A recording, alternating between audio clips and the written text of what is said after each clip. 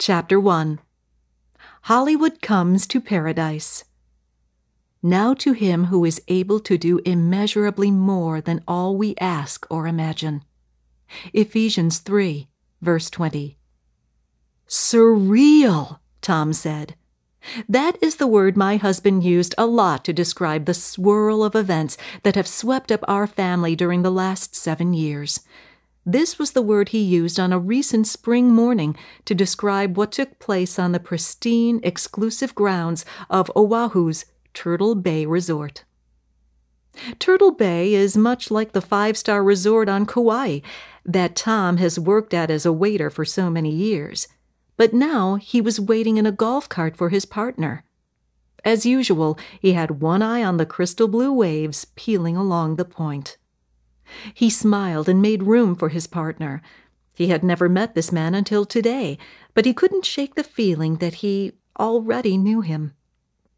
As the bagmen loaded up the cart, they meekly approached Tom's golfing partner. "Excuse me, sir," one of them said, gesturing toward 2 golfers standing off to the side, resplendent in their ping shirts, Callaway saddle shoes, and Adidas gloves. "Those gentlemen over there are wondering if they could join you 2 this morning." Tom's partner was gracious, but shook his head. "Tell those guys, no offense, but I just want to spend some time with my friend Tom."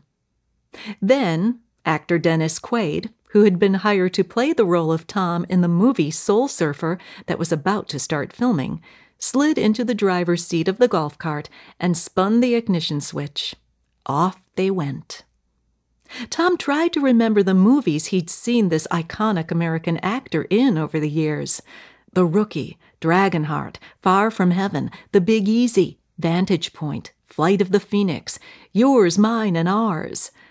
My husband thought he wouldn't be able to get over the fact that Dennis Quaid wanted to spend the morning hanging out with him.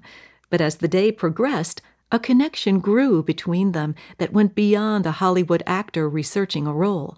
It shifted toward a friendship. Dennis started out with a little notepad, which Tom figured he was going to use to record notes as he studied him. But after a few minutes, he put it down and never touched it again. As they made the rounds on the beautiful tropical golf course, Dennis peppered Tom with questions about our family and about raising our kids in Hawaii. He talked freely about his career and about those whose film work he admired. He also discussed his own family. As someone who had faced family tragedy himself, Dennis talked about the well-reported time when hospital staff mistakenly gave his 10-year-old twins a dosage of heparin 1,000 times the common amount for infants, almost killing them.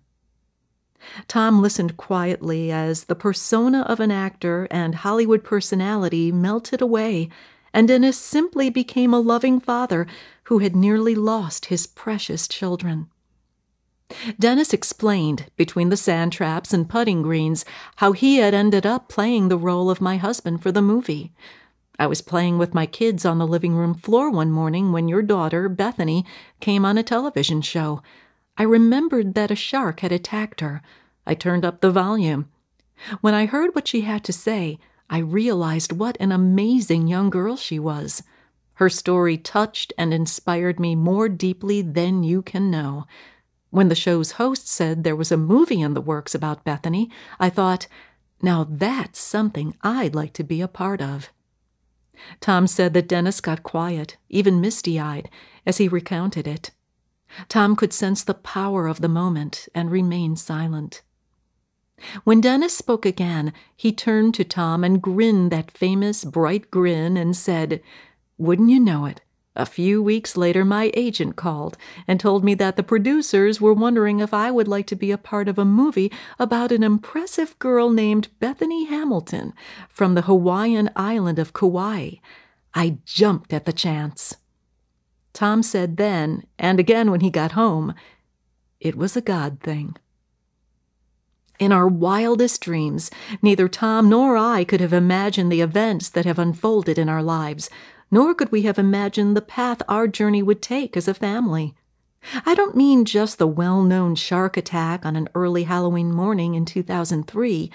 I mean all of the many paths and events that brought us through that near tragic point and to the present where Tom was playing golf with a talented actor who would be using his talents to tell our story. I knew beyond a shadow of a doubt that if I had been in charge of writing the script of our lives, I would have written it much differently than God did. But God's script is certainly more incredible. I would describe it as like standing behind a tapestry of God's creation. From my vantage point, I can't see the pattern or the purpose. Life is often stormy, conflicting, and seemingly senseless, like the aftermath of a hurricane. Then, every once in a while, God lets me see the front side of the tapestry.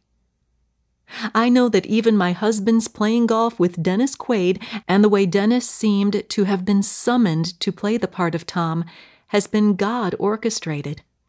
For example, Tom had no idea as he shared his faith in Christ that the actor had been raised in a Christian home, and Dennis had made strong statements about his own Christian faith. It was all a God thing, divine providence.